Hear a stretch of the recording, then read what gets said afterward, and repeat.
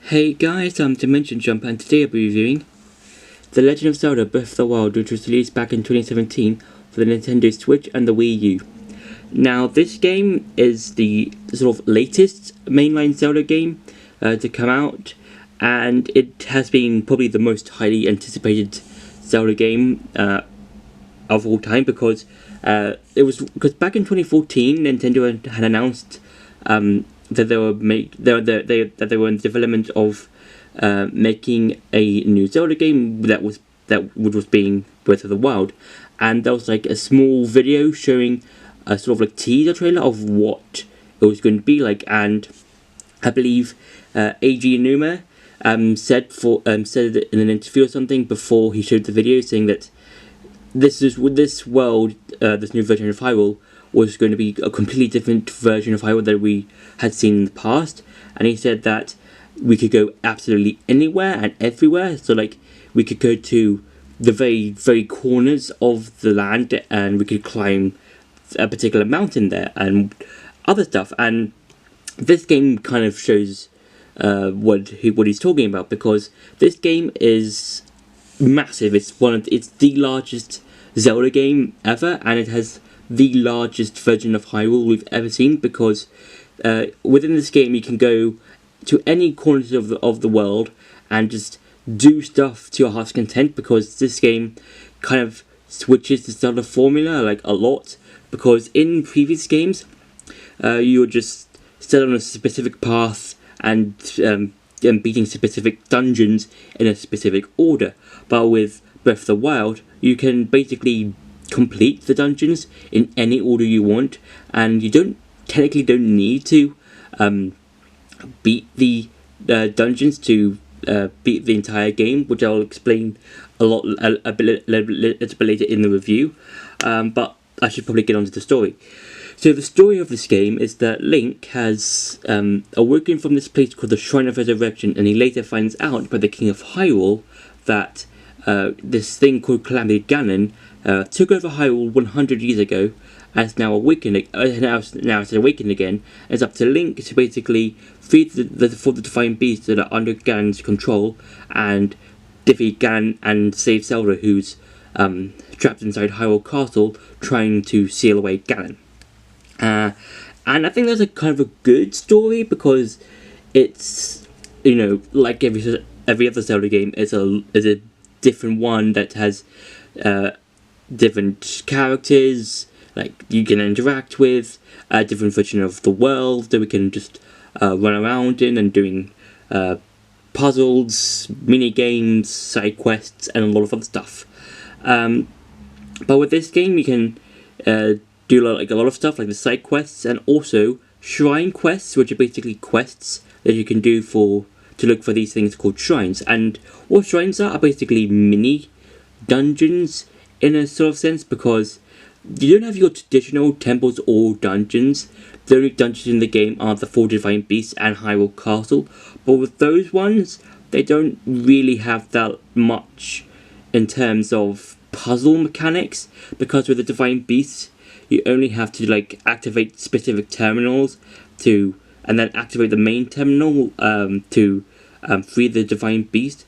And with Hyrule Castle, you just have you can either go straight up to Hyrule Castle itself and just defeat Ganon, or just look about the castle looking for specific things like items or weapons or whatever. So with the shrines, I kind of enjoy them. You can basically just do them in any order, and you have a variety of shrines.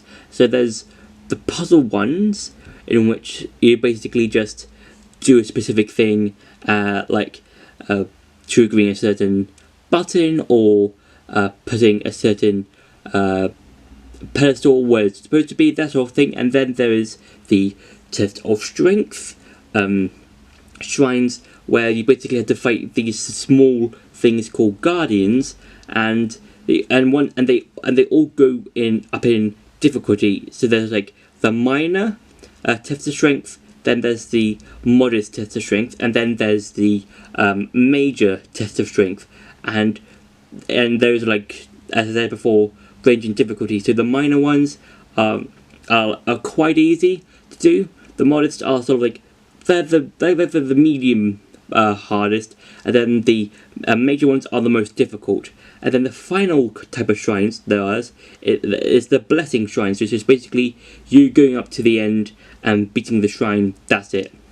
And after beating each shrine, you can collect these things called spirit orbs, which you can use to either get heart containers or stamina.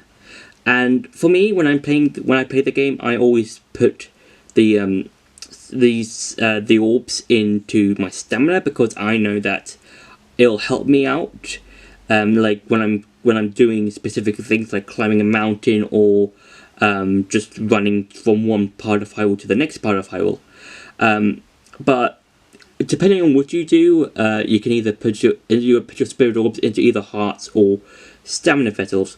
But in order to get either one, you'll need 4 spirit orbs. So that means you have to go and collect, all these orbs in order to do that. But there's not a lot of shrines to do this, because in the entire game there's like 120 shrines in total, and that means you won't be able to get both full stamina and heart. So I highly suggest you use your spirit orbs wisely. And now it's time for some gameplay. Now, the gameplay for Breath of the Wild is quite simple. If you want to use your weapons, you basically press the Y button and you can basically just do a bunch of attacks. So if you're holding a single-handed weapon like a sword, you basically just do a flurry of swings. If you're holding a two-handed weapon, that's basically a sort of slow swing, but that does a lot of damage. And if you're holding a spear, that's sort of like a quick jab. And you can also for these specific weapons, or if for all the weapons you have, if you charge up, you can use stamina to basically do this big attack. And also that's how Alberta's Fury is used if you want to hit a bunch of enemies. If you want to use Rivali's Gale, you basically just press the X button. Hang on, there we go. Press the X button and then you just fly up. That's basically how Rivali's Gale is used. Then if you want to use Mipha's Mipha's Grace, you will have to fall in battle, die to an enemy or something. But I think that'll take too long for this, because I do have a lot of hearts, and I think that would take me a while to get through all of the hearts. Or hang on, I could possibly show you how Mipha's Grace is actually used throughout the Let's Play. Not the Let's Play, for me showing you this. So yeah, and also you will run into these things called Guardians, and they do kind of a lot of damage. Hang on, I should probably show you how much damage they do if I just take off all of my gear. I mean, you can run around Hyrule with no clothes on. So that's how much they do without, if you don't have fully upgraded gear. And also the weather does change. So that's how Mipha's Grace is used. And depending on the weather, you can change your stuff, and also you can parry certain attacks like Guardian Laser Beams. And with one of the armors, with the armor I'm wearing specifically right now, that's the rubber armor, and if you upgrade it twice, it will only upgrade all of it twice at any of the fairy fountains that you've unlocked. You can make it unshockable, which means if it's lightning, you won't get hit. Well, you will get hit, but you won't take any of the damage at all. So I'll show you what's going to happen with this armor. So yeah, as you just saw, I took no damage at all because the armor is rubber, and if you can only make it unshockable if you upgrade the entire thing. And also when it comes to lightning, you can if you see all of the weapons that have the sort of lightning shocks on them, that means they are, because they're metal, they will attract lightning. But the ones that don't shoot lightning, like this Guardian Spear and the Ancient Saw, they won't attract lightning because they're not made of metal. And so are the some of the shields you can get, and some of the bows you can get. And also with the bows, some of them will have different effects. So for example, for the Savage Lionel bows, those types of bows can shoot multiple arrows at a time, and I think that's quite cool. And I think the most that one Savage Lionel bow can shoot out is about 5 arrows at a time. But those are like the rare ones that you can find in the game, and then you've got like the normal ones that can shoot out like 1 arrow at a time, not 2, because there is a bow that can shoot out 2 arrows at a time, but those are the ones that can only be found at the Yiga clan, which are basically enemies of Hyrule, and they want to bring Clan Ganon like back to life or something. So yeah, and also I'm also going to show you the world map. So this is how large the world map is, and this is basically really large. All of the blue spots are either a tower or a shrine, and the pins, the red colours, or the different colours are pins, and these are pins that you can use to either like pin towers or shrines. But the ones that I'm putting on right now is on stone taluses, mainly because this is my completionist sort of route playthrough, and these ones are basically stone taluses, which are basically giant rock beings, and it's because I'm using the stamps you can use. So if I just drop the pins down, so these stamps now, so these are the stamps you can use. And I'm using them to get all 900 of the Korok seeds that you can get in the game. And yeah, so the ones that for the stone taluses, which are pinned by the different pins, are the ones that I'm going to be using for like upgrading my some of my armors. And so yeah, and also I'm going to show you how to warp. So if you want to warp to, let's say, if I can get my thing to move, okay, if let's say I want to warp to the Lost Woods, I'll just have to go to the shrine, select it, travel there, and then I will travel there. Now the loading screens do take a while sometimes to load, and you are given some hint stuff like collecting ingredients, and also you're given these, which basically shows you how many hearts you have, how much stamina you have, how many shrines you've beaten, how many orbs, and how many Korok seeds you've got collected, and how many rubies you've got, and how many divine pieces you've freed. So yeah, and also if you want to quickly switch out weapons or stuff, if for weapons in particular, let's say, you'll have to press the right arrow key on the arrow D-pad thing, and then you can basically just switch between weapons. So let's say I want to go for the Master Sword. For shields, I do it for the left one. Then let's say I want to choose this one. For bows, press the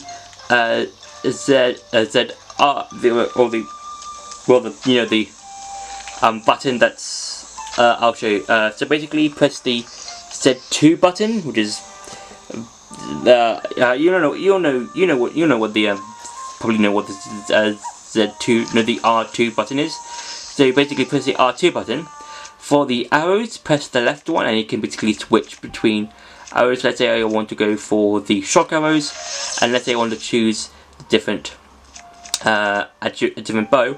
I'll then choose the Savage Lionel bow, and then release R2, and then you'll just fling, or you'll basically shoot the different arrows you can do. So yeah, so that's it for the gameplay. And now it's time to go back to the review. So I said earlier in the review that you don't really need to beat all of the Divine Beasts in order to go into Hyrule Castle to defeat the final boss, and that's because this game allows you to do whatever you want, and that means you can just, after you've beaten the main tutorial, which sets you on the Great Plateau, you're allowed to go straight to the final boss. But because this is the beginning of the game, once you've beaten the Great Plateau, you won't have that much good equipment, and all the good equipment are kind of like at Hyrule Castle and several other areas of the world. But I highly suggest, before fighting the final boss, I suggest that you not only free the Divine Beasts, but also getting yourself some more equipment and weapons and armor.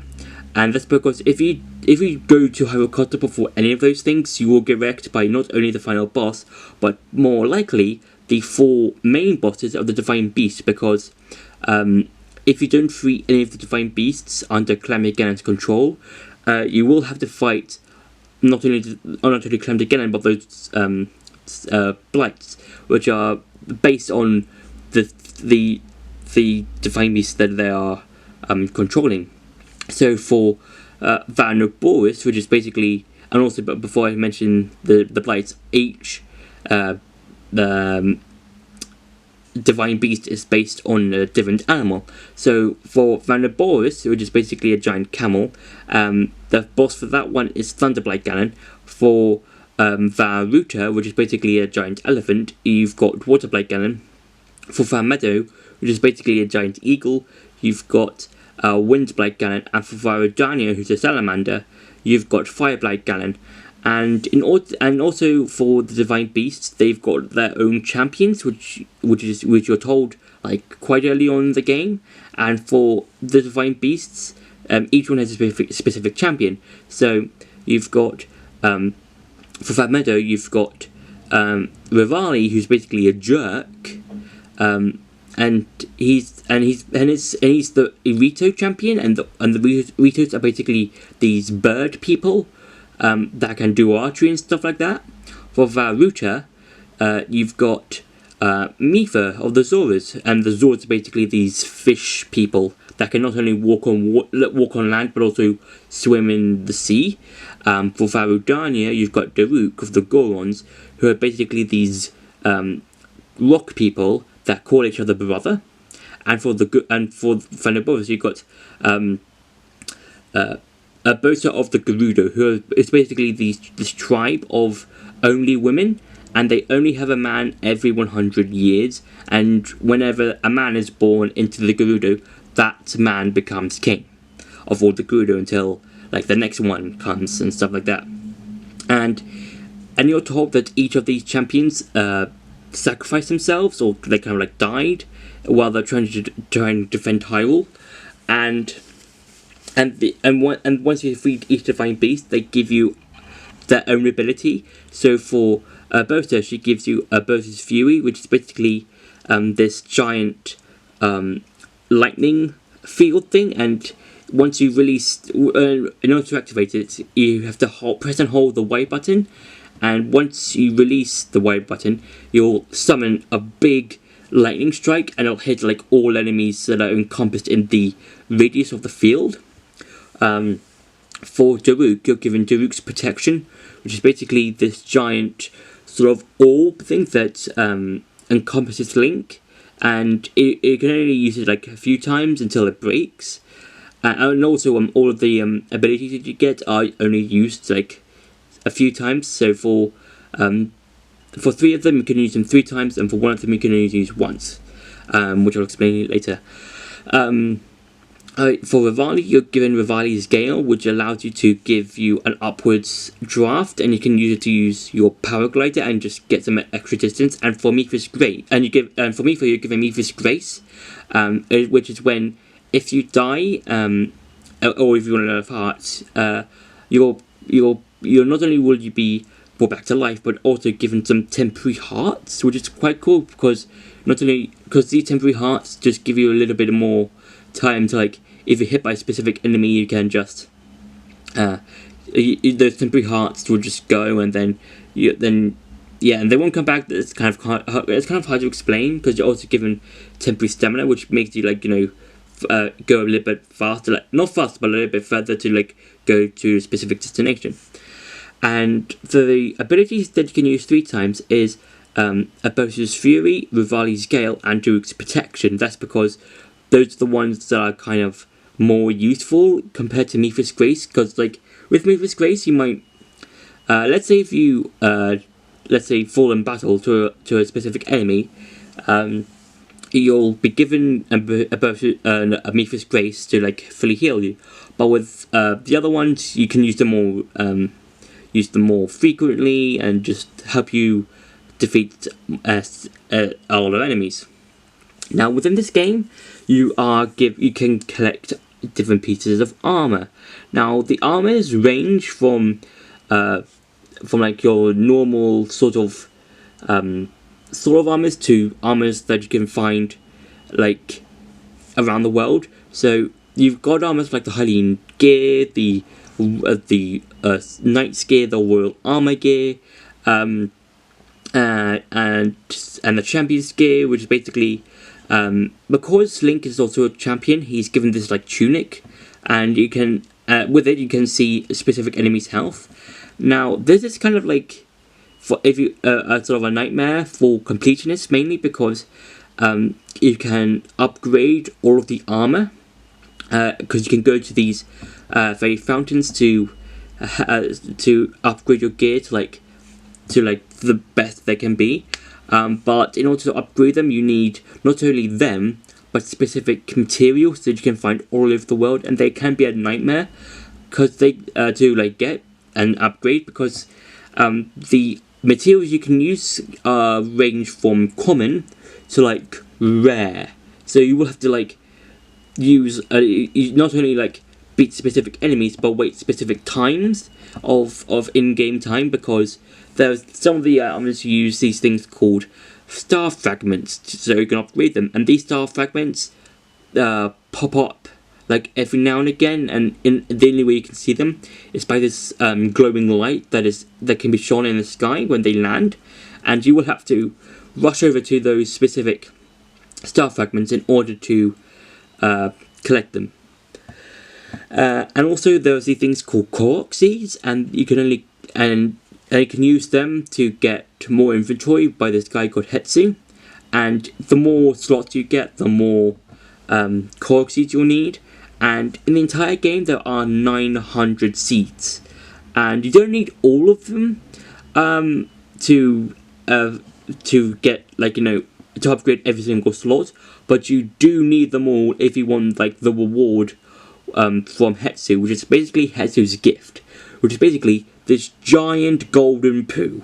I'm not joking. On screen now there's Hetsu's gift, and it's basically this giant golden poo, and that's basically what you get for completing or getting every single Korok seed.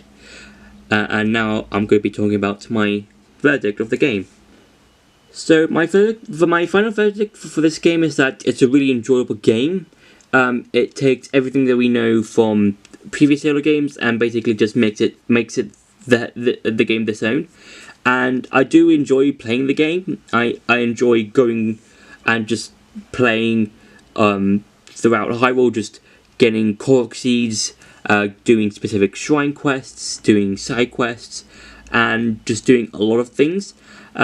If you want to do this casually, if you just want to do a casual run, you can do that. But if you feel like completing this game, then good luck to you, because you've got a lot of things to do in this game.